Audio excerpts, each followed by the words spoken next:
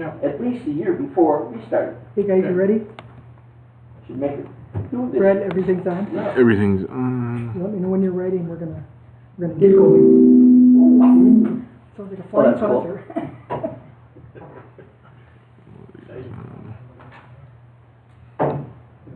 We just wanna make sure we got you on TV. I can do that.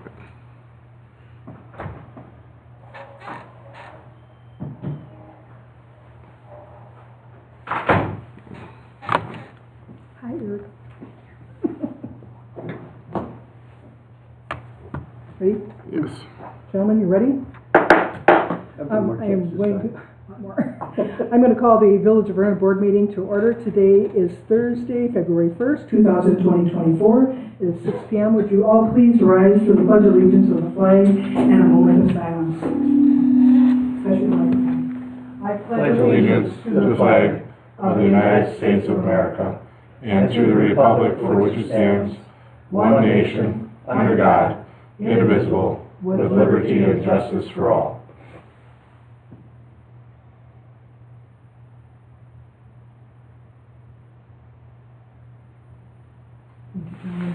And Erica. Brad, would you please do the roll call and open meeting compliance?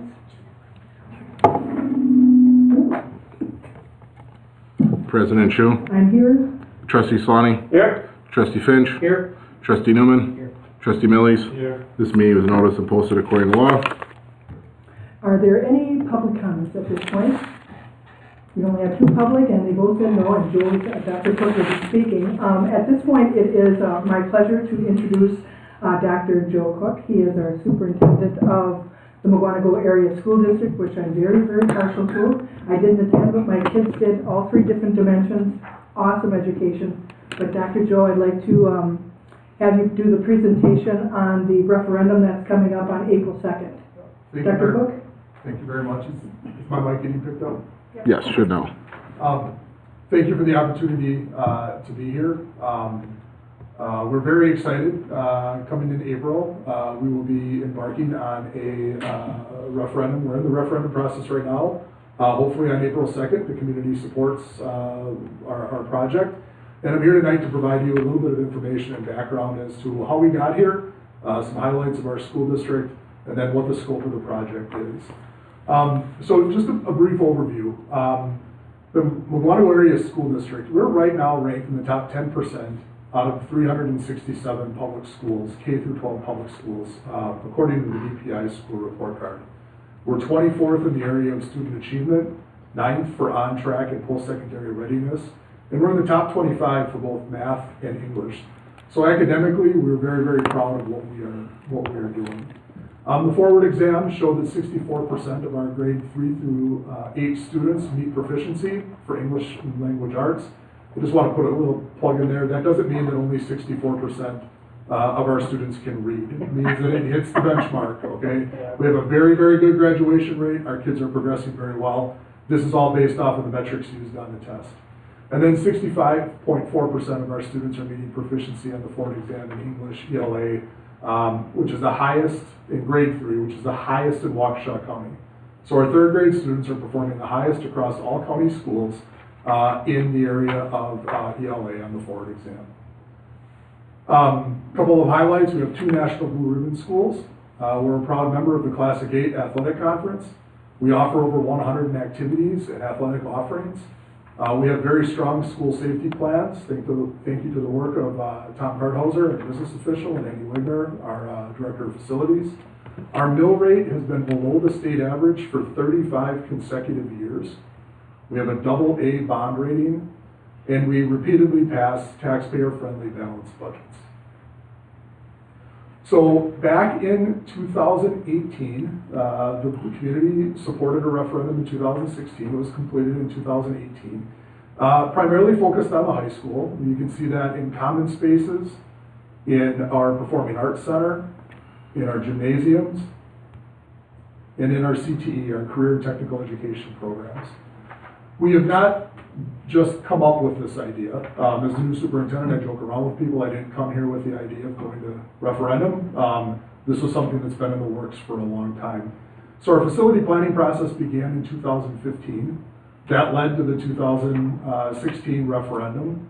We completed the 2016 referendum in 2018. And then as part of our ongoing facilities work, we began to identify what are our additional needs. What that helped us do is guide our debt repayment, and I'll get into that a little bit later, on that high school project.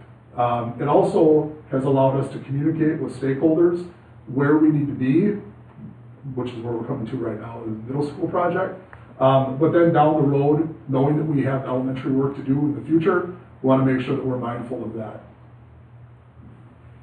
We surveyed our community. You may have received a card from us requesting or giving you the opportunity to give us some feedback on the projects.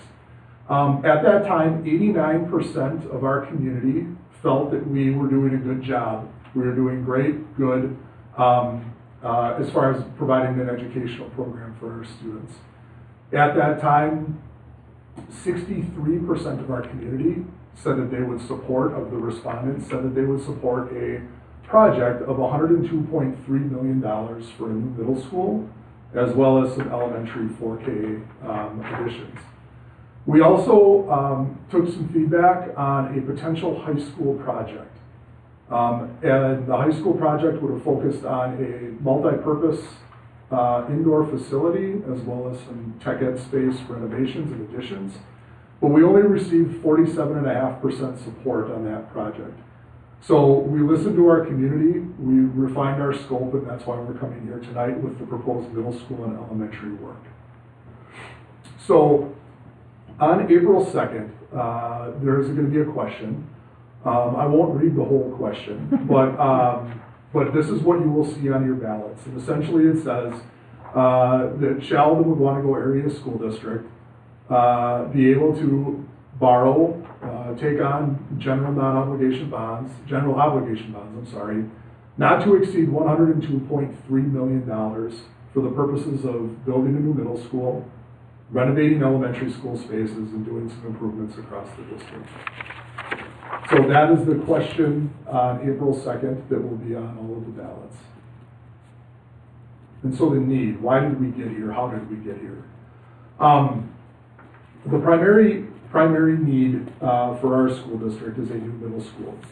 This was identified in the facility planning board, and then through the feedback that we received from our community, those who participated in the survey, which is about 3,100 people, they shared that the middle school was the priority space for us. Currently, Parkview was built in 1954, so the building is reaching its 70-year mark right now. It was originally built as the area high school back in the 1950s. It became the middle school in the early 70s when the current MHS site was developed and the high school was placed there. We have, again, 70-year-old building. We have some of our major systems, our HVAC systems, including plumbing, that are in need of upgrades. They've been serviced and have done their job, but they've come near end of life. We have sections of roof that need to be replaced. We've got brick on the exterior of the building that's going to require replacement and tuck pointing. The flooring, the lighting, and the ceilings and the casework is dated and needs to be replaced to the point where it is starting to come apart. And then the hallways are narrow and congested. So when you're in Parkview during a passing time, it is very tight. We also, if you are familiar with the intersection of 83 and Veterans Way, at the drop-off and the pickup time. Oh, that's a nightmare, Joe, I'm sorry. Yeah, so there's substantial delay, and as what you'll see when we go forward and I start to show you some of the plans for this project, the site at least, what we're looking to do is to pull the middle school away from that intersection a little bit to relieve some of the traffic pressure that we have right at that intersection. We have areas of the building that are not ADA accessible, so it is quite complicated. My daughter right now is on crutches. It can be quite complicated to navigate the building. For individuals with a permanent disability, that becomes very, very challenging. And then we have just some rooms that aren't necessarily built for what current instruction looks like. I mean, we have excellent music programs in Mugwanago, The music rooms at Parkview have very low ceilings. So if you're familiar with music spaces, the higher the ceiling, the better the acoustics, the better the performance, the better the practice. Right now, that just becomes a bit of a challenge. Our tech ed spaces too are a little bit more challenging to use there. We have a great CTE program at the high school. We want to be able to bring that down to our middle school age kids. And then the cafeteria and the kitchen area is very small at Parkview as well. So again, I covered this a little bit, but original building was built in the 1950s with minimal updates since. So we have some photographs here, and I'll go through those quickly. You can see the congestion in the hallways. That was just a random passing time where the kids are very close and tight together. Our classrooms, right now they recommend about 900 square feet for a learning space. The classrooms at Parkview are much smaller than that. The kids are packed in there pretty tight.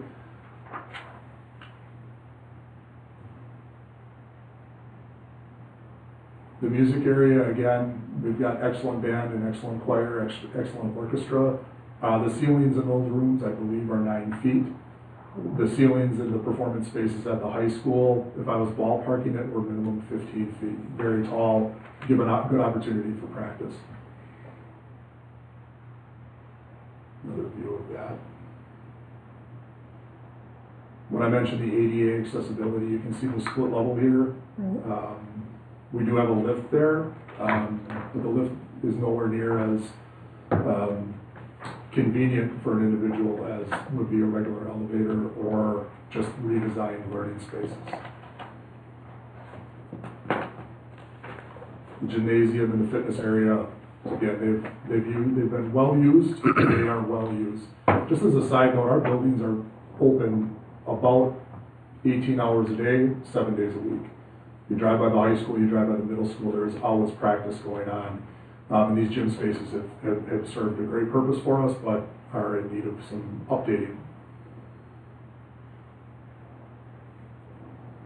These are consumer science, family and consumer science classrooms. They were built and they did a great job for a very long time, but they're not the production kitchens that we're seeing schools put in right now, and they're not allowing our teachers to take our students to that next level in our CTE area. And then our kitchen and cafeteria is a crowded space. The interesting thing, unique thing I think about Parkview is there's no real good large gathering space. So when we bring people in, if you attended some of the meetings that we had in the spring of the year, the design meetings, the concept meetings, the cafeteria was the space that was used, but it wasn't a comfortable space to bring the community in. It's not a comfortable space to do staff meetings. The blowers in the cafeteria are very loud, so you're contending with a microphone, no microphone, and then with the student lunchroom, it is a very, very loud space. It doesn't give kids the opportunity to wind down a little bit during the lunch period like they should be able to. Library, again, is a very small library, media center. And then the technology education, oftentimes we're in the hallways to do our tech ed work instead of in a classroom lab type of place. This is a view of the intersection with the parking flow. Up in the top left corner of the picture, you can see the top of the school bus there.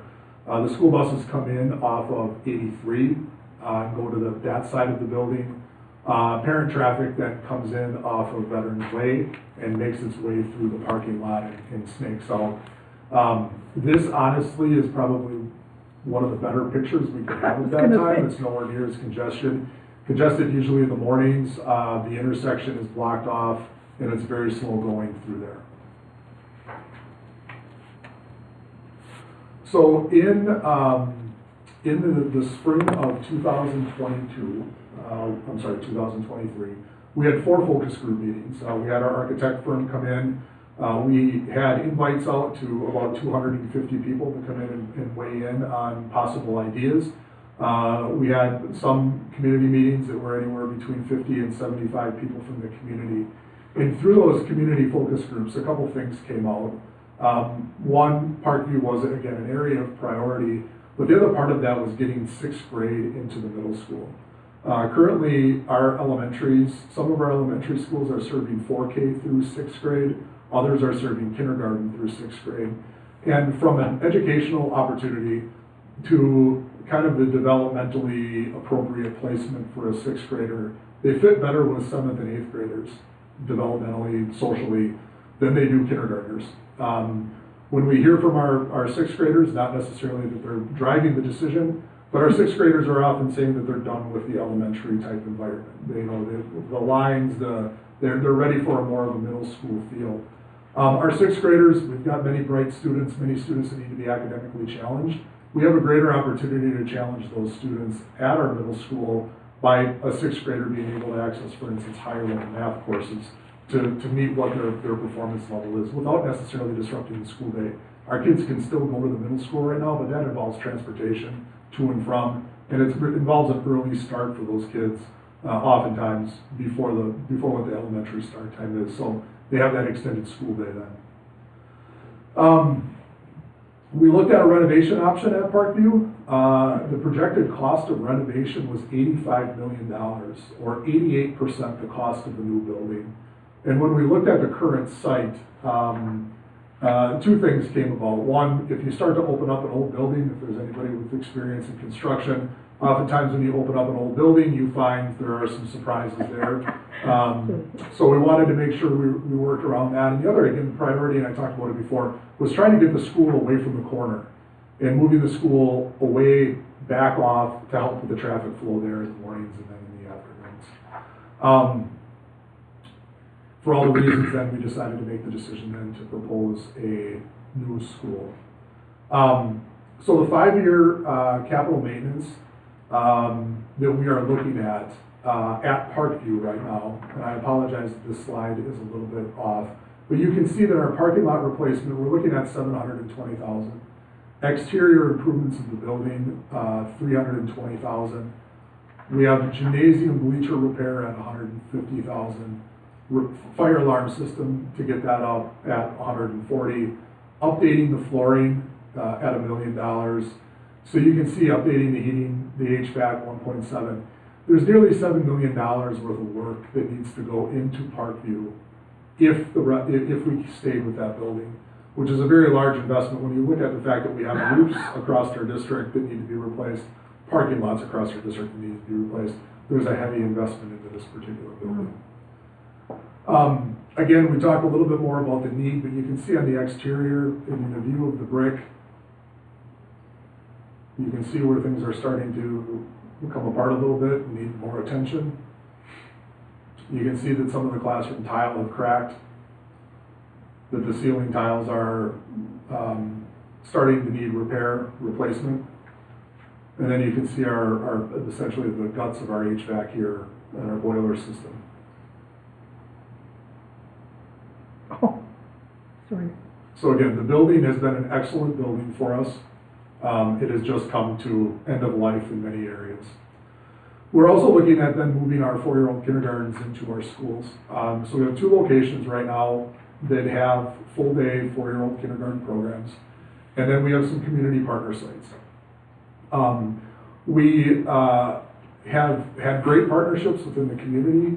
We have a high demand for 4-year-old kindergarten.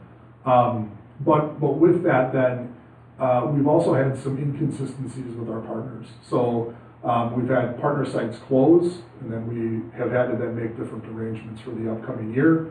So we want to be able to provide consistent locations for our families, and then introduce those students to our school community from 4 years old on. I mean, if you can imagine, families that have children aged 4 up to 10 years old, up to 11 years old, you're looking at going to multiple sites in the morning for drop-off. Parents do want to bring their little ones to school, which we fully understand. So we can keep those in the neighborhood, in the attendance area. It would be very helpful for our families. And then we're also at Big Bend Elementary School. If there is a second traffic issue that we have. Big Bend is another one. And I'll show you the render of the proposed site plan.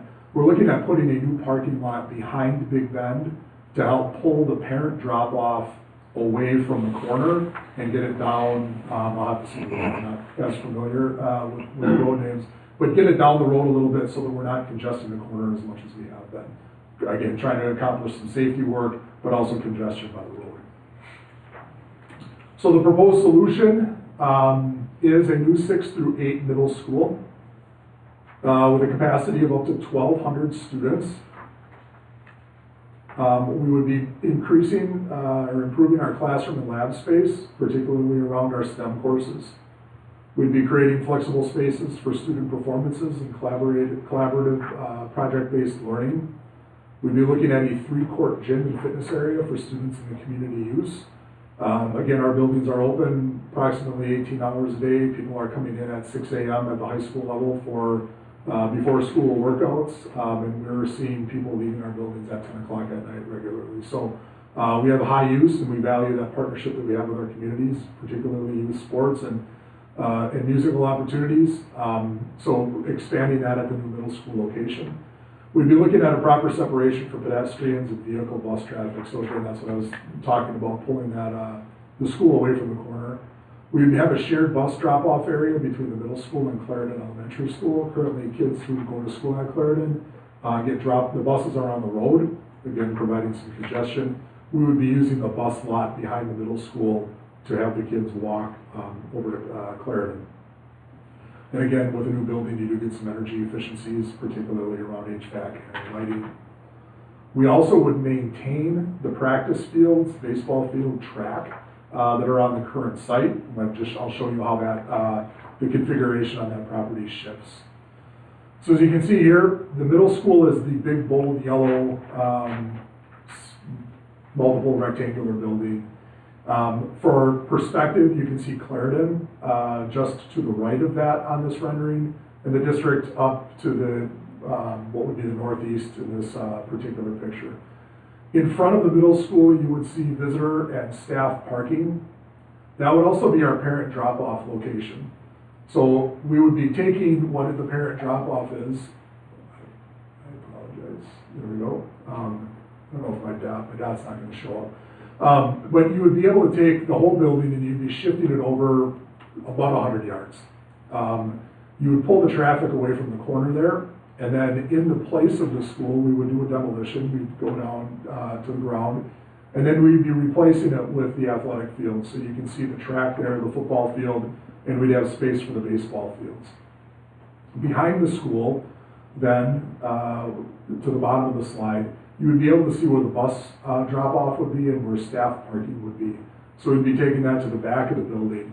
And that's where that shared space then with Clarendon would work. There's a connecting sidewalk back there where the kids would have a short walk over to Clarendon, but again, we'd be taking the traffic off of Clarendon Avenue. So some benefits, again, benefits for 6th graders, we'd be expanding world language opportunities, math opportunities, career and technical education opportunities, and music. And it would also open up some co-curricular and extracurricular athletic opportunities for students. They'd be able to engage in the school-based basketball at the middle school, and again, create a more robust experience for 6th graders.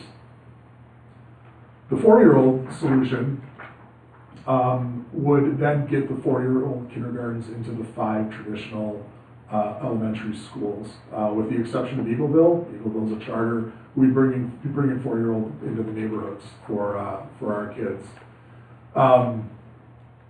So at Big Bend, and I mentioned this before, and I think this is of particular interest to anybody who has to go through this area in the morning. You can see the picture up there, the slide up there has Big Bend Elementary School. And just to the top of the slide would be the proposed parking lot and parent drop-off. Again, pulling kids away from, and families away from that busy intersection on the bottom.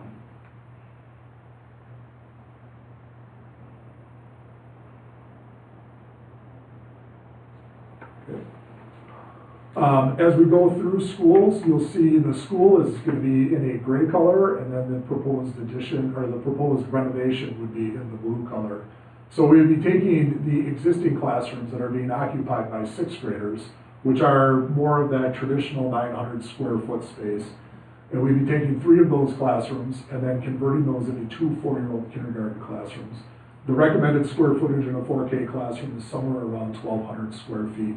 Smaller children, they need multiple stations, room to play, room to have desks, room to have carpet time, and so on. So we would be able to expand that opportunity for our 4-year-olds, and then again, get 4-year-old kindergarten in 5 of our traditional elementary schools.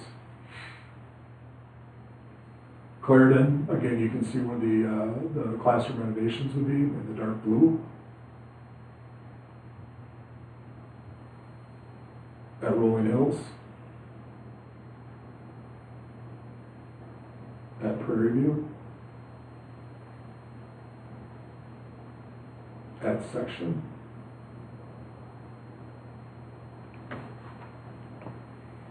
So the timeline for our project.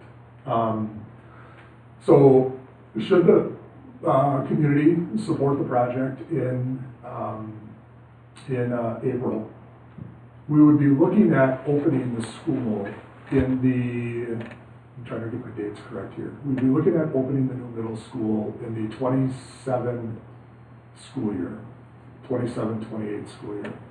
So the firms that we're working with are predicting about a 12-month design and bid window, and then about an 18-month construction period to complete the project. So if approved in April, we would still be in our current footprint in the 24-25 school year, our current footprint in the 25-26 school year, and then opening up, 26-27, I apologize for that, in the 26-27 school year.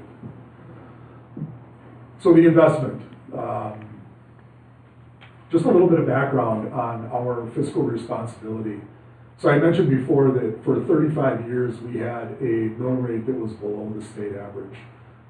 You can look at our Waukesha County school districts.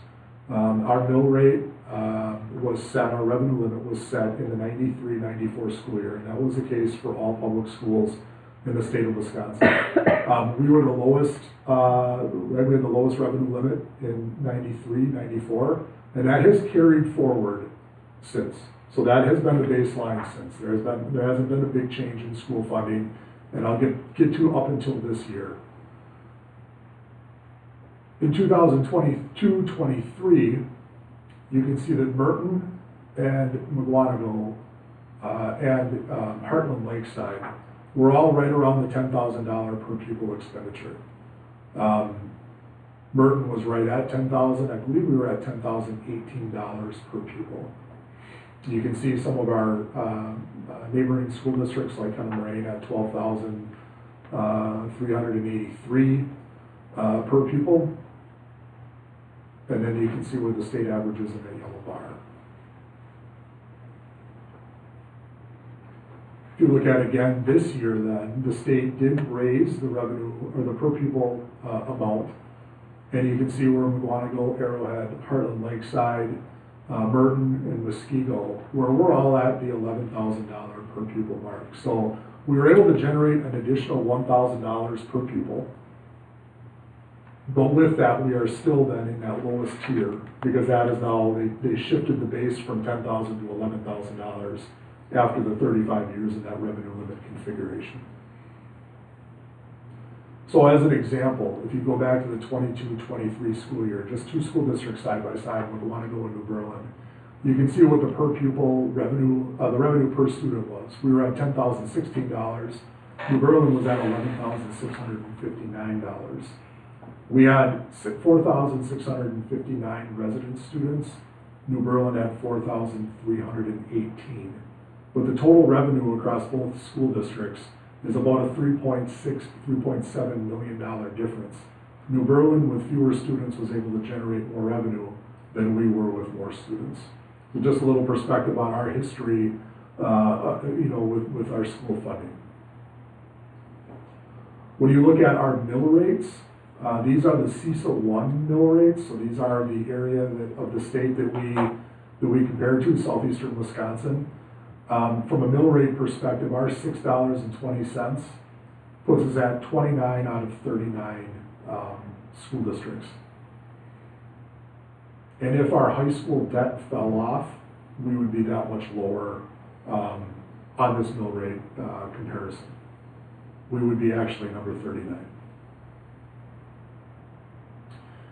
Again, looking at our mill rate history, you can see where we were back in the 90s and how that has progressed from both a school district and state average throughout the years.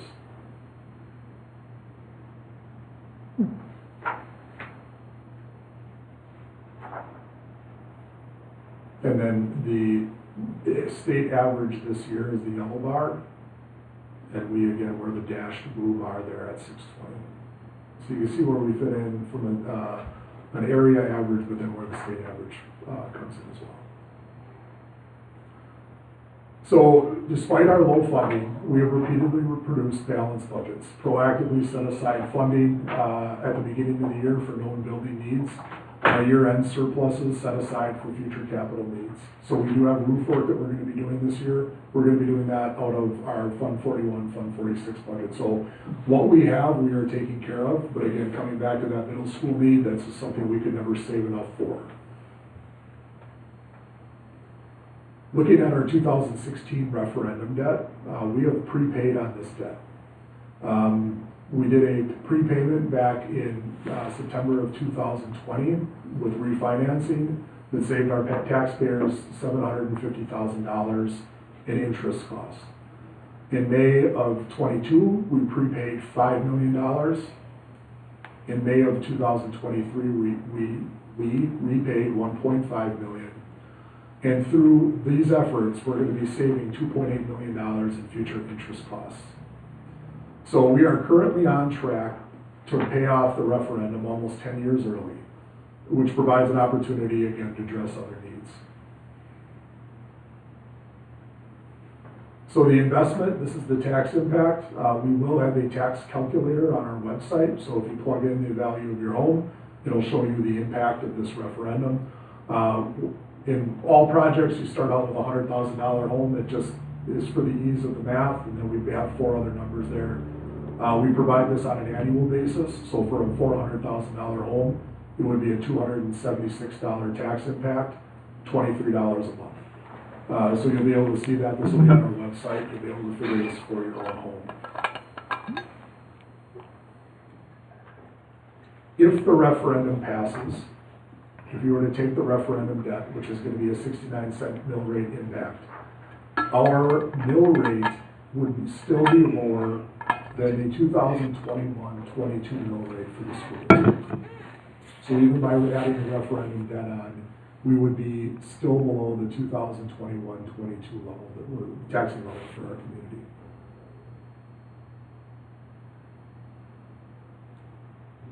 So the cost breakdown. Middle school site development, including the site work and athletic fields, we'll be looking at a little over $9 million for that. To demo the existing middle school would be $1.8 million. The cost of the new middle school, the building itself, would be $8.6 million. So the total cost of the project for the middle school comes to $97.3 million. The additional cost in this project, the Big Bend elementary site development, would be $397,000. So that's the addition of the parking and the parent turnaround area. The 4K renovations at the elementary school would come to 4.6, and the total cost of the 4K and elementary renovations would be $5 million. So the total project cost then comes to $102.3 million, which then is projected to have the 69-cent mill rate impact. And again, just another aside to this project. If this is the project that goes forward, and if this is what the community supports, by building the middle school, the new building on site, we're not accruing the cost of buying land, which is a big thing for us as a school district because it costs a lot of money, obviously, to buy the property. But the other thing is it allows us to continue to run school as normal. So we will not disrupt the learning of our 7th and 8th graders at Parkview right now. They would be able to go to school while the construction was going on, which we see as a big impact. I've been involved with referendum projects before where you're doing construction work while kids are going to school. That usually requires that the kids are displaced to the gymnasium and temporary classrooms, and you're shuffling your way through the school as you go forward, and it takes much, much longer to do the project. So this way we're able to focus all in one location at one time. We are going to have 3 information nights, February 21st, March 4th, and March 13th at Parkview. All of those begin at 6:30 p.m. And we'll provide you a tour of the current Parkview Middle School so that you can see up close some of the issues that we're seeing with the building. And then we'll go again through the presentation and have an opportunity for Q&A for our residents. Thank you. I am available to answer any questions. Thank you, Dr. Cook. Are there questions from the board? Jim? Oh, sure. Trustee Solani? Go ahead, Jim. I have a couple questions. I didn't see anything in there about security or improving schools. Yeah. What are the plans for that? So with the new building would come the new security package for the building, and what we did at the new middle school would be installed in all of our other buildings. We'd be looking at improving our camera systems in the building. We'd be looking at improving our perimeter security of the building, for instance, the doors. We would be making sure in the areas where needed, we would be putting the reinforced glass that came about back in 2018 with the school safety grants. So school safety would be a big priority, and the design of the new middle school, plus the work we'd be doing at our other locations, would be focusing on increasing that across our system. Does that include live personnel, armed personnel? Not at this time. We do have 2 school resource officers right now working at the middle school and high school. So we have a resource officer permanently placed at Parkview right now and permanently placed at MHS. They're Village of Memorial police officers. Dr. Cook, who does the financing? Have you gotten that far who do the bonding? We're working with Baird Financial right now, and they're the ones that are helping us project the cost. They helped us with the mill rate impact, and they will guide us through the borrow and then the distribution of those funds. And then some of the pictures you had of, the HVAC, how old is some of that? Old. I don't have exact I mean, I dates didn't on mean to some be of it, mean, but. No. So Andy Wegner is our director of facilities. Kurt Wiebelhaus was our director of facilities a number of years ago. They did a great job maintaining what we had. Maintaining work within our budget in order to improve it. But again, some of that equipment is old. I can't say that it's original, but it is old. There's questions about whether we're teaching our kids everything they need to know going in. Especially since out there's quite a few people that are of a mind that not everybody should go to college in the first place. And clearly we're running into shortages of people that know how to do anything with their hands. Yep. I didn't see anything about new classrooms that might address some of that. So we are going to expand. So at the middle school level right now, we are limited as far as our career tech ed. So the tech ed spaces that, shop spaces, design spaces, things where kids are putting their hands on stuff. The space that we have the space, but it is limited in its functionality. The new middle school would have a robust CTE space, similar to what MHS does. Wannego High School has a career tech ed program that's second to none. Looking over my shoulder at Erica, but back in 2016, when that referendum was passed, a substantial amount of work was done at MHS to increase the spaces, to improve the spaces for kids to go in. When that happened, the enrollment went through the roof, which is why we did survey and talk about expanding more space in our school for CTE programs. The cost of that project was not palatable to the people who responded at the time. It was going to be another almost $23 million project at the high school.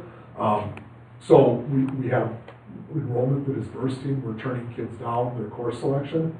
And we have a very, very beautiful program. If you ever wanted to come in and see those spaces, they're used each period of the day, and the enrollment is at capacity in those classes. And those are building trades classes, auto, small machines classes, design classes. I have a beautiful metal sign in my office that the kids use a plasma cutter to create for me. So they're learning those skills. But our high school, again, great program, our middle school, we need to beef that up. One last question that I had. You quoted a number of statistics about the educational level compared to the rest of the states, and sometimes we're in 29th place, sometimes 4th place or 5th place. Is anybody looking at what's it going to take to get us to first place? So the reason, our goal is to be in the top 10%. And the reason for that is we are offering a comprehensive high school experience that includes a lot of emphasis on the trades, on the career and technical education. So when you have that program, you know, we want students to be performing high in the classes, to get the math, science, social studies that they need, but to also have the flexibility then in their schedule where they are taking the Woods classes, the metals classes, when they're learning how to do the programming for the computers, so on and so forth. So top 10% is what our goal is. To be number one in some of these categories, right? It's a great spot to be, which we are right now in third grade literacy. We are there across our county. But there are some schools that don't have as balanced of an educational opportunity for their students. And what they're pushing for is the four-year college experience, and that being the full end game. What we want to do is graduate kids who, when they leave us, they're ready to go to work straight out of high school. They're ready to go into a trade program at one of our local technical colleges. They're ready to go on to a four-year university. They have the choice to do that. We don't want to limit that. And we believe that that top 10%, being about 36 out of 300 and almost 70 school districts, is a very, very good position for us to be in. We will hit number one in some categories. We absolutely will. But number one usually isn't a place where you live year after year after year, which is why the 10% is good. And we are very, very proud of the work that we're doing at the elementary level around that literacy, because that is going to set the foundation for what the kids want to achieve later on in life. And that is a benchmark. Our state talks about third grade literacy. At a federal level, they talk about third grade literacy. We see the importance of that third grade literacy mark in our schools. And Stephanie Blue, who's our director of instruction, and her team have just done an outstanding job there. Thank you. It appears to me that, you know, a couple of $100 on your taxes is fairly insignificant compared to the value of education. That's just my cut at it. You know, depending on the value of your house, it's going to vary, but the higher the value of your house, the more likely you are to be able to afford that difference. What we've tried to do is to come forward. We put two projects out there for the community to take a look at, the middle school and the high school piece. We listened to the community. We took the high school piece off the table. We heard loud and clear that both are too expensive. And we're coming forward with what our need is, and our need is the middle school and those 4K spaces. Dr. Fair, you know, we usually blame you guys for the high taxes when people complain about taxes. You say, hey, look at the school, you know, versus what Vernon, you know, is doing. Happy to shoulder that burden. I just want to let you know that that's what's going on. Yeah. Dr. Cook, can you tell me approximately what McGuanago School District does in open enrollment? Do you attract students from other? So we're ahead about 300 in open enrollment. So we have 650-ish students who come to us, and about 350 who leave us. So we net 300 in open enrollment, which is a great place for us to be. And this is probably a silly question, but I know that you've done as much homework as you can in regards to 102 million. Have you looked at, if we wait 2 or 3 years, the projected increase in cost? I can't necessarily get into the projected increase, and I don't mean to talk about my prior experience, but I was the deputy superintendent in Waukesha. We did a referendum in Waukesha that was a $60 million project. A few years later, we had our architects back in to help us redesign what was going to be a new district office. And we just kind of threw the idea out there, like, what would that $60 million cost now? And they ballparked that the $60 million project that passed in 2018 would cost nearly $100 million now. So I can't say future costs, what would $102 million, but I can confidently say that there always is a cost of doing nothing. So the cost of materials goes up, the cost of labor goes up. So there would be an additional cost, What that would be, I don't know.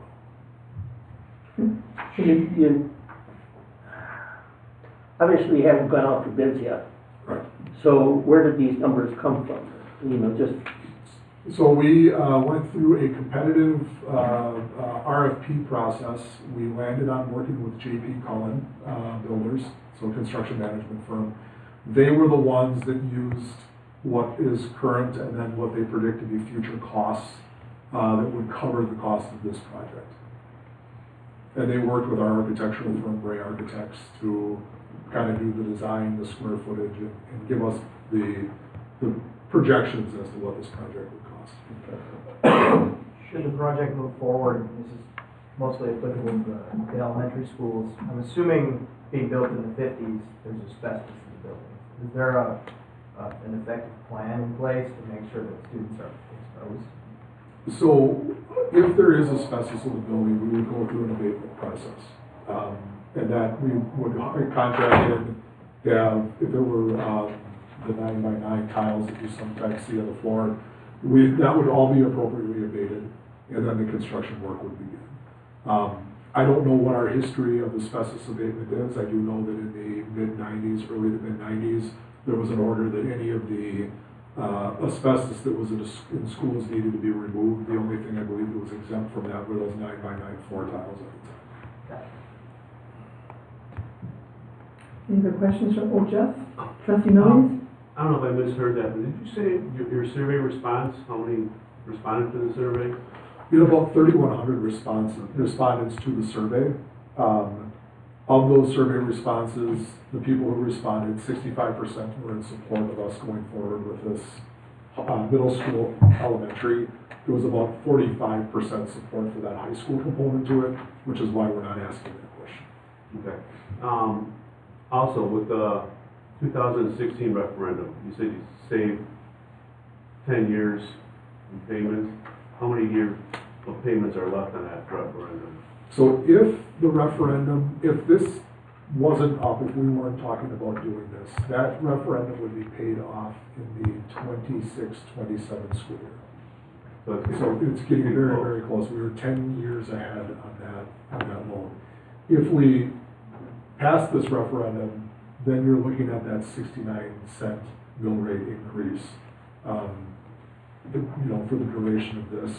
And then it would come down to, from a repayment standpoint, what does our levy look like each year? And do we levy to prepaid debt as we go? Which has been our history.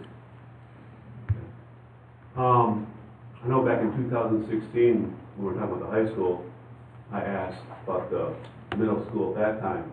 And they go, no, we're good for that. We don't need to do that for a while. Well, here we are 8 years later. So now I'm looking, okay, 8 years from now, are you saying we got to start redoing middle schools too? Is this a never-ending referendum that's coming up? So we do have 3 phases of our facility work that we looked at. The high school is phase number 1, and that was done. Phase number 2 is the middle school piece that we're taking a look at right now. There is an elementary phase, but when we get to that piece, the process to actually say, hey, we need to do this project is, come up with a fair design, survey our community, see if it's supported. If the survey says don't do it, we don't go ask the question for the sake of asking the question. If the survey says ask the question, then we do turn it over to the communities. But to put a date on when we do that, I couldn't say it's 8 years from now, 10 years from now, 15 years from now, because you don't know how the funding is going to fall, and we don't know if this is going to go in April. That's our focus right now. Yeah, I was just kind of surprised here we are 8 years later, we're talking about the middle school, or when the high school was going through it, saying, oh, we're good for a while. Yeah, I won't give you an end time as to when that elementary needed to be talked about, but what I can say is this is phase 2, and this has been talked about now going back to about the 2014-15 school year. Dr. Cook, do you have any foundations that, I know the Greenwald Foundation did a substantial donation for the Performing Arts Center. Is there any resources for the school districts? We would begin to seek that if we knew that the project was, if the community is in support in April, then we would be talking to our partners. We're talking about career and tech ed spaces at the middle school. Is there industry in town that wants to help cover the cost of machinery equipment for the kids, classroom spaces. The gymnasium there, is there somebody who's interested in being a sponsor there? Even with that sponsorship, it is certainly very helpful. The bulk of the project, we have to ask the taxpayer. Great. Any other questions from the board? Well, Dr. Cook, we really appreciate all your time and all the information, and it's my understanding the two informational boards are going to be left here for the public to come and view. Yep, we will leave the boards and the easels here, and if there are ever any questions, don't hesitate to reach out to me or Tom Karthauser. We have all of our information is under a referendum tab at the district office. And Dr. Cook, the three dates that you have for the public to come, do they have to make a reservation for that or just show up? No, it's open house. Feel Okay. free to come. All right. Well, once again, Dr. Cook, thank you so much. Thank you all For all the so much. Really appreciate information. the opportunity. Thank you very much. You have a good day. You as well. Thanks again. Thank you. Right? You want to come up and That's not really- read the that's report? not You have a really- report? The Vernon contract is actually not staffed today, it's Riley's off day, Oh. I'm just here to ensure and see if there's anything that you need from the We're sheriff's department. good. Board members, you feel we're good? Mhm. We're good. Stay safe, sir. Thank you, I will.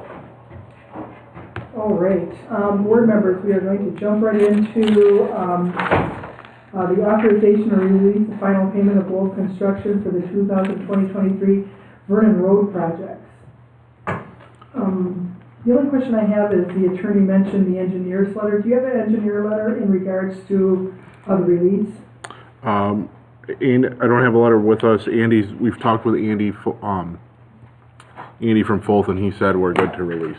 But he didn't, because he normally always. gives a Yeah, letter. I haven't seen a letter yet. I know Brett was working with him. Well, I would make a motion, just for the sake of discussion, to approve the release of the final payment to Wolf Construction for the 2023 Vernon Road project with the condition that Andy provide a letter for the file. Second. Is there any discussion from the board? Has Brett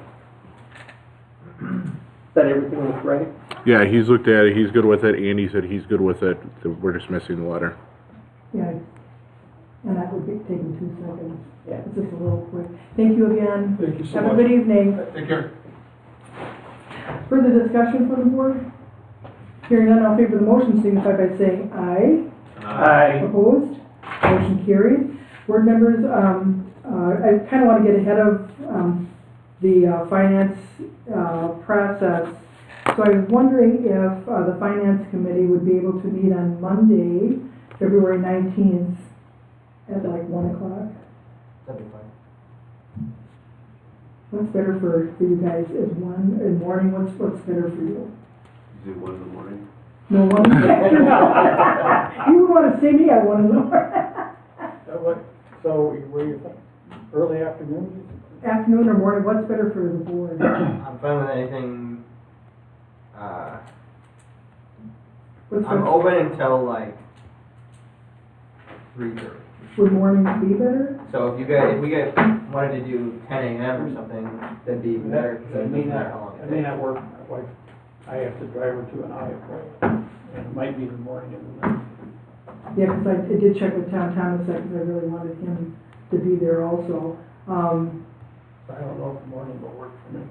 Afternoon would, but that's usually when. I am out of town that week. Are you? I'm fine as long as well, I can just leave early too, just 3:30 here. I need to leave. What if we did 12:30? Oh, Jeff, you can't make it, right? But he's in town the whole week. Is there any other, I know Tom cannot do Tuesdays, Wednesdays, and Thursdays. So I was looking for, oh no, Wednesdays were good for him. What about the week at 12? Oh, we have 2 meetings. Oh, yeah, yeah, that's a bad- Never mind. That's a bad week. What about the 21st? That's a Wednesday. But you can't, I'm you out can't of be there, town. right? Oh, you're out of town the whole week? And Oh. the next week. Oh. Well, would you mind, Jeff, if we had a meeting, just to get, I would not be offended. okay. Good. So, we all could do the 19th, but a little later, right? Like 12, I think so, yeah. so if we do 12:30, does that work?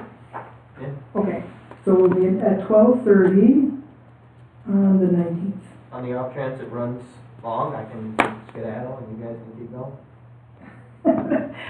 Okay, like I said, that, we'll just go shoot with there, and I just wanna get ahead of the game, I don't wanna be behind. And then my next question is, our next newsletter has that citizen survey, and I wanted to ask the board, did you wanna work together on putting a survey together? What is the board's preference? Or did you want Brad and I to come up with a survey and you take a look at it, or what would the board like to do? Because I'd like to get moving on this, because I wanna get another newsletter out. And then remember, we're gonna do the electronic version of this also, so people could do it online and or, we have people that don't do anything Yes. online. Vernon. Throw all your suggestions, we'll look at it as a board and see if we missed anything. I think that's the fastest way to do it. Yeah. And Brad and I will work on that. Okay. And then Sean was gonna get a couple planning questions for the board to take a look at. Okay, that's what game plan, does that work for you, Brad? Works for me. Okay. Next agenda item is the Center Drive project. I know Brad provided in your packet and emailed to you the amendment number 3 to the contract between the Village of Vernon and the Wisconsin Department of Transportation and both Infrastructure and Environmental. Authorize the village president to sign the amendment number 3 for the Center Drive Bridge project. Is there a motion so we can get into discussion, or would you like to discuss I'll it? make the motion. Motion to approve the amendment and authorize the village president to sign said amendment, and second by trustee Finch. Discussion from the board. Didn't we do this, Rick? This is another Yeah. one. Change. They're moving. Yeah, that's another amendment. There was another, a different one. Yeah. I read it, I didn't see the difference. Yeah, there's some minor it's changes. another one. But it, okay. Yeah, I think they're kind of moving fast right now, and I know we're not gonna have this bridge project in 2025, but, We don't have any choice. right, I mean, yeah. that's the bottom We line. want the government's money. No, I do what I gotta do. So, I'm sorry, trustee Newman, you made that motion? Yep. Who seconded it? Gary. Gary. Trustee Finch. Further discussion from the board? Hearing none, all in favor of the motion signify by saying aye. Aye. Opposed? Motion carried. We'll get into announcements, reports. I just wanted to, ask the board, as you know, something that's always bothered me about town government is town people have to bring things to cities and villages, their accessory buildings, their certified survey maps, their plats, and they go through a dual process of government review. We just had someone from the town of Waterford, had 2 planning reviews, 2 legal reviews, and there was nothing, we would never approve something like this in our community. And I wanted, before I provided any maps, I didn't know if any other board member in the town of Guanago, we don't review with our border agreement, we don't review anything from that town. That was part of the border agreement. And I wanted to ask the board, is there support from the board to supply some type of document that we no longer would review, use our extraterritorial review process for the town of Waterford? It just bothers me that they... Can we just go ahead and just do something and that's it? Write something up? Well, yeah, and the DOA's got some examples, but I didn't know if the board, that's always bothered me when we were a town, and people on Artesian would have to go, nothing against Big Bend, but bring their accessory building to the village of Big Bend in the middle of our community. I just feel bad that someone from the town of Waterford has to pay, and has to pay our planner, our attorney, they have to pay our fees, and it's extra work for Brad, he doesn't need any more work. But I wanted to provide with the map, and then an example from the Department of Administration that we could use as an example, instead of doing a full-blown border agreement, which we don't need, because we'd never, ever encroach, across county lines. But if the board's supportive, that's what I'd like to do at the next board meeting, is show you a map and then bring you some examples from the DOA to see if, something simple we could do and not exercise our extraterritorial zoning review, plat review. Is that okay? That'd be fine with me, yeah. All right, and then the next agenda item I have is, I know that Brad sent you the email, we're going to have a public informational meeting on Thursday, February 22nd from 6 p.m. to 7:30 with a presentation at 6:15 from both. They're going to give a lot of the information in regards to the bridge, so I just wanted to make that public announcement. I also wanted to tell the board that I did go to a meeting at the Retzner Nature Center in regards to the recycling and solid waste issues that you all know that there was that big fire in Milwaukee, our MRF station, which Milwaukee and Waukesha County share together.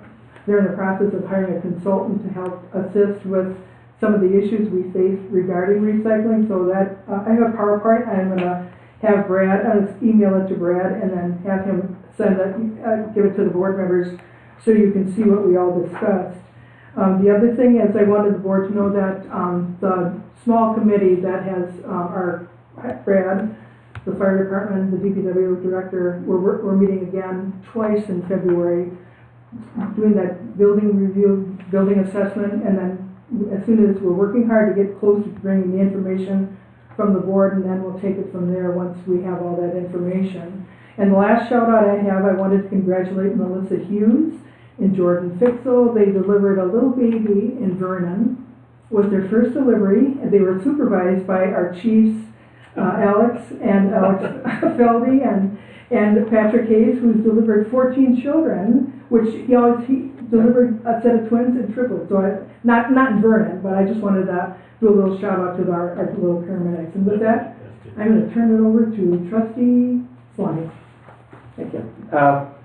Trustee, I have is to talk about the municipal court judge. Now again, I'll say it, and I've asked this a number of times about the judge, and when his term is up, it just seems to me that his term should be up by now. We've been using that municipal court for 3 years, and he was a judge for 1 or 2 years prior to that. So it should be on the ballot in my mind, but I don't know, and I never got an answer from. I sent one email to Northbury, and I never get an answer back on that. The issue is Mark Kelly from WISN was asking a question, kind of general, as to whether we were going to try to take any action to remove him from the municipal court judge due to his being accused of DWI, driving drunk. My feeling was, when I mentioned it the first time, when that first happened, it's got to be 4 or 5 months ago already. I forget exactly what it was, well, anybody can be accused or charged, and it's not until his court date that it's a fact. So I wasn't interested in pushing the issue until it's a fact. I don't know how the rest of the board feels, but knowing Mr. Belling, he's not going to give up on the issue because he wants to talk about it on his radio show. And I don't think we would be in error to respond to him saying that, yeah, we probably, I shouldn't say probably because I haven't talked to you guys, but we would reconsider trying to remove him from office if, in fact, if he is guilty after the date. I don't know how you guys feel about that, but that would be my particular approach to it. I don't think we can talk right now.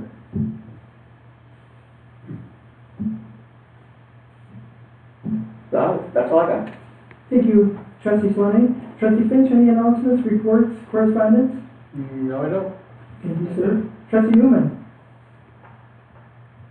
Just a friendly reminder that ES and 164 are not Vernon roads.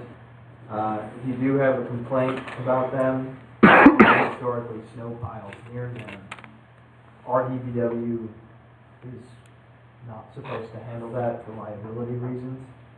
So please direct those complaints to the county.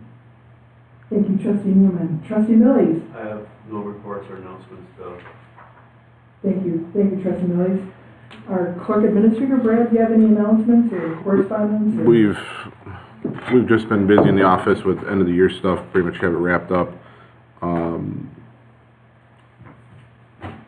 Just been busy with a bunch of, other odds and ends that have been going on, preparing for the election, that we will have on the 20th for just Waterford, school district residents, and then, we will start gearing up here shortly for April, which is, not far away. So that's all that I have to report. Thanks, Brad. So that's it for announcements. Now we're going to jump right into accounts payable. We'll do the, before the tax refunds, we'll do the accounts payable. Brad, I know the packets were real late this time because of how busy you were. I have, several things, nothing that I would not, I would pay all the bills, but there's just some entries that need to be made. And, I have to ask Brad, there's, on the credit card, there's still one receipt that's missing. On the last credit card, there, I didn't get the receipts on that last one. We'll follow up with those. Yeah, I do have some issues. It's silly going through them at a board meeting because all the bills should be paid as presented by the clerk. I'll give this to you and nothing. I would make a motion to approve the accounts payable amount of $63,799.33. I'll second that motion. I too went through them and had some questions, but again, it wasn't anything that shouldn't have paid. But most of my questions were, what was this for? Yeah, I have a couple of those. Because either there wasn't a receipt in there, or it was something I just didn't understand. But I'm assuming the one for the Department of Administration, that was seals for Vinnie. Yeah, on there, yes. There are sales for, yeah. Yeah, the only receipt, I just have to mention that wasn't there, was a $14.95 one from the fire department. So it wasn't substantial, but I'm real anal about those receipts only because there was something that happened in another municipality, and I just don't want it to happen to Vernon. But like I said, nothing. I'll copy this to the board too. It's just questions for Brad. And I made a motion to approve, so. I had a question for Brad or DPW. I saw there's a charge in there for hydraulic hoses. Mm-hmm. We approved the stuff from the gate to make his own hoses. I was wondering where that process is. We got that stuff in yet or not? Yeah, they've been taking delivery of the stuff. The press actually showed up today, or yesterday, is when it showed up, and some of the other parts that come in. I didn't look at there, but there was a hose on the excavator that broke right around like the first of the year, and it was one of those things like it's been out there, been using it, so it's one of those things like we didn't have to rush and get it that day, but it was one of those things we couldn't wait till now. So now that we have it, we should alleviate a lot of that issue for it. And board members, I should tell you too that I know the DPW, it's on the agenda, the DPW report was emailed to you from Brad. And then Brett will be here at the first meeting in March, just so you know. So if there's anything you'd like to talk to Brett about, let Brad know so he can put that on the agenda. So when he does his report, but the battle axe issue is going to be on that agenda, so the board can talk about the right-of-way. I'm sorry, that's what it's called. And when he said it's called a battle axe, so I just wanted to let the board know. So we have a motion made, and I'm sorry, Jim seconded. Is there further discussion on accounts payable? Hearing none, all in favor of the motion signify by saying aye. Aye. Opposed? Motion carried. We also have tax payments, and it's my understanding there's just one small error. It's a $100 error. Not an error. It was, instead of, what was it, Brad? 280, it's $300. It's $100. Yep.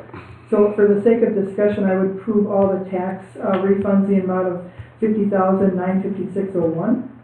And there'd be one that, if you saw in the packet, there's one that said previous year. That one will just have to change in the system to make it not show previous year expense, because it's Right. truly not. So that'll be the other small change. Is there a second to that? I'll second. Second by trustee Swanee. Discussion from the board? And Brad, thanks for getting these to Charity, because, you know, it's always nice to have that treasurer looking at that stuff. Any further discussion? Hearing none, all in favor of the motion signify by saying aye. Aye. Opposed? Motion carried. Brad, are there any manual checks? Nope. The workforce reconciliation, we're working towards that. After the finance meeting, we'll have a more detailed report. And then Brad, could you put the ACH payments on the next board Sure. agenda, because we got it a little bit late, and so that'll be on our next board agenda. Brad put the December 2023 bank statements and the American deposit for December. So the next board meeting, we'll see our January statements, just so the record's in your board packet. Any questions in regards to any of those financial issues? Then we move on. Brad, I think. Can we just table them? Yeah. I know we went. Yeah, because I wanted to talk to you. Do you mind if we just table the minutes to the next board meeting? Yeah, they're a little messed up. Yeah, I thought they were done, and then they're Were you not. drinking heavily when you did it? No, I'm kidding. I was at that 1 o'clock meeting. Yeah, Brad, I mean, no big deal. I mean, we'll just do them at the next meeting. Is that okay with the board members? Well, with that, gentlemen, I think I'm just gonna announce that we have, our meeting schedule coming up. We have our next board meeting on the 15th, so we have a plan commission board meeting on the 14th, and of course, our Center Bridge public informational meeting from 6 to 7:30 at the Village Hall. And with that, I would entertain a motion to adjourn. I'll make that motion. Trustee Newman, is there a second to that? Second. Trustee Miller, you make a second. Discussion, gentlemen? Discussion, Jim, and thank you for signing all those 200 checks. All in favor of the motion, signify by saying aye. Aye. Opposed? Motion carried. Gentlemen, we are adjourned. Are you better at the end of the month?